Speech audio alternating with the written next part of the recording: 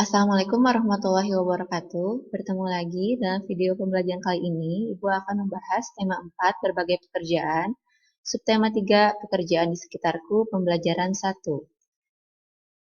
Pada pembelajaran kali ini, nanti Ibu harapkan kalian mampu menilai cerita tupai dan gabus dengan detail, mampu mendeskripsikan penilaian cerita secara lisan dan tulisan dengan detail, mampu mengidentifikasi jenis pekerjaan terkait sosial budaya di wilayah dengan rinci, mampu mengkomunikasikan jenis pekerjaan terkait sosial budaya di wilayah dengan rinci, mampu menginformasikan dampak pemanfaatan sumber daya alam yang tidak terkontrol dalam kehidupan sehari-hari dengan tepat, mampu menuliskan contoh kegiatan sebagai upaya pencegahan langkanya sumber daya alam dalam kehidupan sehari-hari dengan tepat.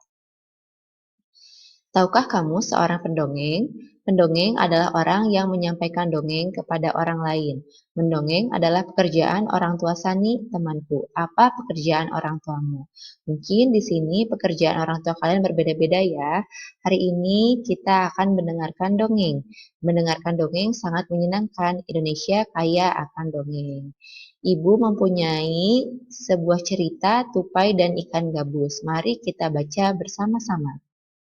Dahulu kala, hiduplah sepasang sahabat di daerah Kalimantan Barat. Mereka adalah seekor tupai dan seekor ikan gabus. Setiap hari mereka melakukan kegiatan bersama, mencari makan, bermain, bahkan mengunjungi tempat-tempat baru selalu dilakukan bersama. Suatu hari, tupai tidak melihat gabus sahabatnya. Ia mencarinya ke tempat biasa gabus tinggal. Saat bertemu, tupai sangat kaget. Gabus terlihat lesu.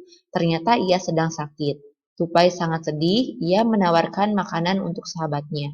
Namun Gabus tidak berselera makan. Gabus hanya menginginkan satu jenis makanan yang diyakininya dapat menyembuhkan penyakitnya. Tupai berjanji akan mencari demi sahabatnya.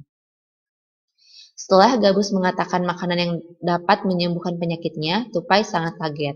Ia harus mencari hati ikan yu. Ikan yu sangat ganas, tidak terpikir olehnya ia bisa mendapatkannya. Namun Tupai bertekad untuk mendapatkannya. Ia ingin sahabatnya sembuh. Tupai kemudian melompat dari satu pohon kelapa ke pohon kelapa lainnya yang dekat dengan tepi pantai.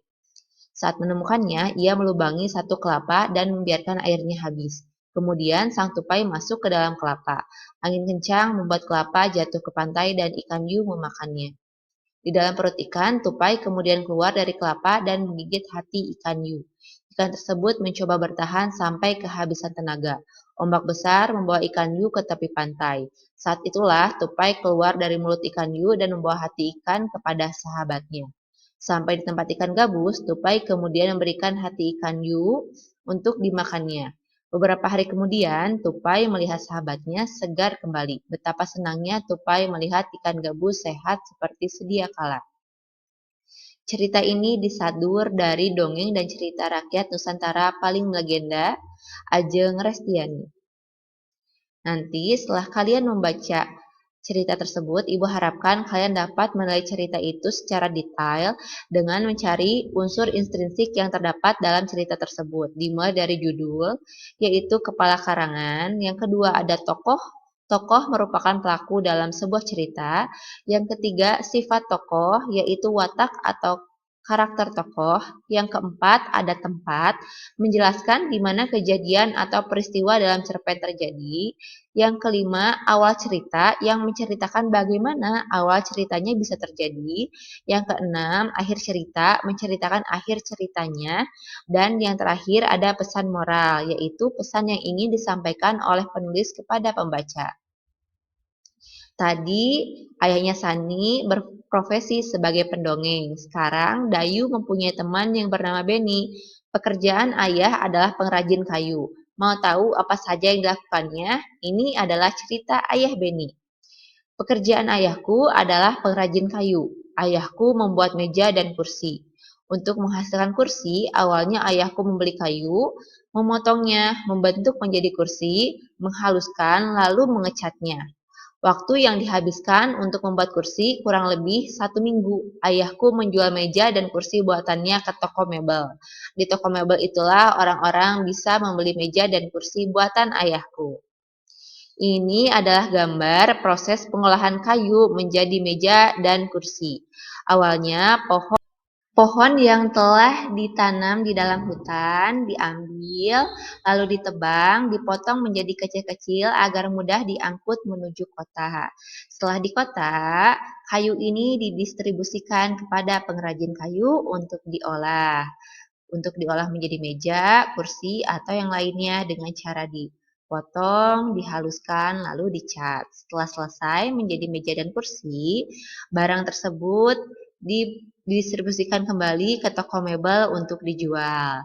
Di toko mebel itu, lalu ada pembeli yang membelinya, sehingga kursi dan meja itu bisa dinikmati. Nah, itu adalah proses pembuatan meja dan kursi dari bahan kayu. Sekarang perhatikan penampakan hutan di Kalimantan pada gambar di bawah ini. Warna hijau menunjukkan adanya pohon dan warna putih menunjukkan hutan. Di sini ada peta hutan Kalimantan dari tahun 1950 sampai 2020.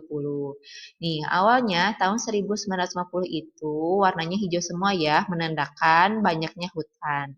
Namun lama-kelamaan warna hijau itu makin berkurang sampai tahun 2020.